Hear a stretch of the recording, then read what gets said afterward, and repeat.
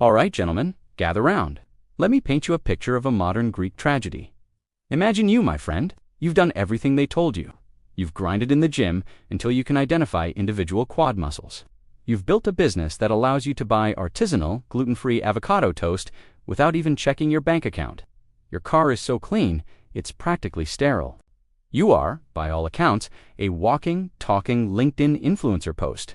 And yet, with women, you have the romantic appeal of a slightly damped paper towel. They're nice. They're perfectly agonizingly nice. They'll smile, they'll nod. They'll even let you buy them a cocktail that costs more than your Wi-Fi bill. But that spark, that obsession you see in the movies, the only thing they're re-obsessed with is finding a polite way to end the conversation and go check their Instagram. Now cast your eyes to your left. Behold, your friend Dave. Dave lives in what can only be described as a Hobbit hole-adjacent studio apartment. Dave's car has more mystery stains than a detective's notepad.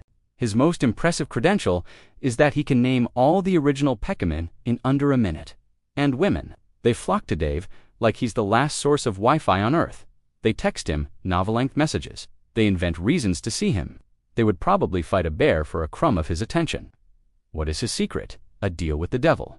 Alien mind control technology. Nope. The truth is so much simpler, and frankly, more insulting. You see, my successful, frustrated friend, you have been sold a lie. A beautiful, well-packaged, logical-sounding lie. The checklist lie.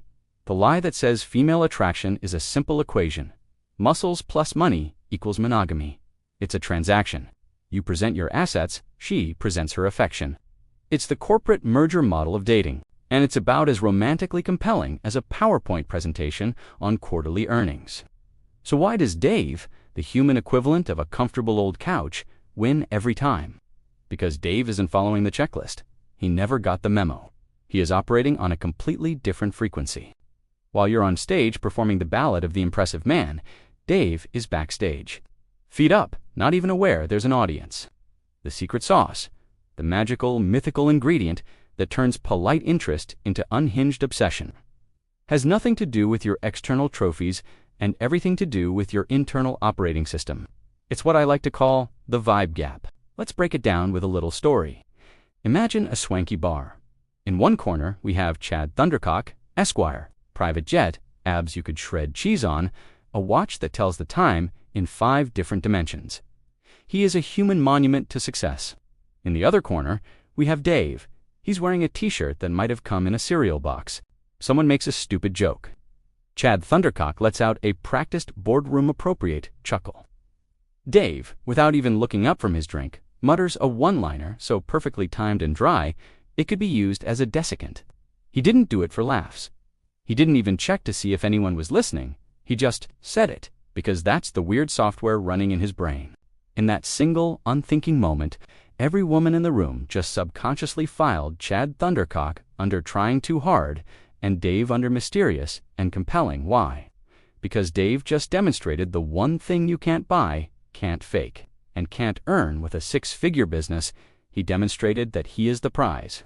He operates from a place of such unshakable internal comfort that he has no need for external validation. He's not performing, he's just being. And that, my checklist-wielding friend, is the ultimate vibe gap. Women have a built-in radar for this. It's not a conscious, let me evaluate his portfolio. It's a primal, instantaneous scan. Their internal computer is asking one question. Does this man's sense of self-worth come from within, or does it need to be fed by my approval? If the answer is the former riff, you are, in your own mind, the prize. You get placed in the above me category. The addiction protocol begins. She has to know more. She has to win your validation. If the answer is the latter if, you re-subtly, or not so subtly seeking her approval to feel good about yourself, you get dumped in the below me bin. It doesn't matter if you own the bin, you're still in the bin. The cruelest joke in the universe is that the very act of trying to impress a woman is the most unimpressive thing you can do. You are literally announcing to her radar, my value is not inherent. I need you to confirm it for me. So, put down the checklist. Stop trying to build a better resume and start building a better reality distortion field. The key isn't what you've accumulated. It's who you are when you forget anyone is watching. So, you're trying to prove your worth. How's that working out for you? Let me guess. It feels like you a salesman giving a desperate pitch for a product nobody asked for yourself. The moment you start trying to prove your value, you've already lost. You're essentially screaming, "Hey, I'm not sure if I'm valuable, so let me list my credentials for you." It's the romantic equivalent of a used car salesman pointing out the new car smell air freshener. This, my friend, is the attraction apocalypse, the kiss of death, the final nail in the coffin of your sex appeal. Meanwhile, Dave is over there not trying to impress anyone. He's just existing. And because he's not seeking a gold star for simply being alive, women's brains short-circuit. They place him in the above-me category, and the addiction begins. It's the universe's cruelest joke. The less you care, the more they do. Now let's talk about the mythical power of pre-selection. You've probably heard that women want men other women want. So, what's your brilliant plan to awkwardly mention your busy social life or, God forbid, try to flirt with another woman right in front of your target? Congratulations, you've just graduated from the school of obvious and desperate. Real pre-selection isn't a tactic, it's a side effect. It's the quiet, unshakable vibe of a man who knows he has options, but isn't waving them around like a victory flag. He's not desperate, he's curated. Women see this and their brains don't just get competitive, they get curious. What's his secret? What do they know that I don't? And curiosity, that's the gateway drug to obsession. But you can't fake this. You can't Photoshop authenticity. Women have a built-in high-definition radar for fakeness. If you're pretending to have options while secretly counting the minutes until she texts back, she will smell the incongruence from a mile away. It reeks of cheap cologne and desperation. This brings us to the Grand Canyon of misunderstanding, internal value versus external value. Most men spend their lives building a museum of external achievements. They're collecting trophies, money, status, abs, and putting them on a shelf, waiting for someone to come admire the collection. They think, if I just get one more shiny thing, then I'll be confident. Here's a fun thought experiment. Let's give a man everything: a bank account that would make a sultan blush, a face carved by angels, a penthouse overlooking the city. Now, let's slip a note of neediness into his brain. Let's make him secretly wonder if he's really good enough. What happens? He becomes the world's most luxurious, high-performance beggar. He's got the Ferrari, but he's still holding a cardboard sign that says, "Please validate me." Now look at Dave. Dave has a 10-year-old sedan and a decent apartment, but Dave's internal state is a fortress. He doesn't need your validation to feel like a king. And women? They will line up for a chance to get a taste of that unshakable peace. Why? Because women aren't attracted to your assets, they're attracted to your energy. They fall in love with the way you make them feel in your presence, not the things you can buy them. When your confidence is tied to your job, your car, or your six-pack, it's fragile. One market crash, one fender bender, one bad pizza night, and it's gone. But confidence that comes from just genuinely liking who you are, that's bulletproof, that's magnetic. This is why the most attractive thing you can become is self-validated. You don't need her compliment to feel good. You don't crumble from her criticism. Your sense of worth comes from within. In a world where everyone is desperately fishing for compliments, the man who is his own source of light is a damn superpower. And then there's the secret weapon, being present. This sounds so simple, it's stupid. But most men are terrible at it. Their minds are either or pre-living future anxieties, or they're rerunning through a mental checklist of game techniques. Do I neg her now? Should I touch her arm? Did I remember to flex my lat? Meanwhile, the woman is talking, and all she is getting is a vacant stare from a man who is clearly somewhere else. The man who can be truly, fully present, who can listen, who isn't afraid of silence, who is genuinely engaged, is a wizard. He creates a magnetic field. She feels seen. In a world of distractions, giving someone your full attention is the ultimate luxury. It communicates, I am so comfortable with myself in this moment that I have nowhere else I need to be. Finally, let's blow up the central programming of your life. Most of your goals and insecurities aren't even yours. You've been brainwashed. You want a six-pack because a magazine told you it would make you fuckable. You want a fancy car because a commercial told you it equals success. What if you did a hard reset? What if you asked yourself, if I was the last person on earth, what would I actually want? The men who create obsession have done this. They live by their own code. They are authentic, not programmed. You think you want the abs. But what you really want is the confidence you think the abs will give you. You're chasing the symptom, not the cure. The brutal, liberating truth is this. Real confidence comes from self-acceptance, not self-improvement. It comes from being okay with who you are right now, flaws and all. Chasing external validation to feel confident is like drinking salt water to quench your thirst. It will never, ever work. Stop building a resume for your love life. Start building an unshakable internal state. Become the prize, not the petitioner. Alright, let's talk about the grand finale of your romantic struggles, the sex paradox. Here is a thought that will short circuit the brain of every guy following the checklist lie. The more you make sex your primary goal, the more power you hand over to her, and the less likely you are to get it. It's a beautiful, tragic paradox. Think about it. If your entire sense of self-worth is riding on whether you get lucky tonight, you have just appointed her the supreme commander of your emotional state. She holds the keys to the kingdom of your confidence. And women, they have a PhD level sense for this desperation. It wafts off you like the scent of day-old sushi. When she knows sex is your finish line, she understands behavior. She can dangle the possibility to make you fetch, roll over, and buy overpriced cocktails. You become a puppet, and she's holding the string labeled maybe later. But what if you didn't? What if your primary goal was just to have a genuinely interesting conversation, to share a laugh, to connect as two weird human beings on a rock flying through space? Suddenly, the power dynamics do a backflip.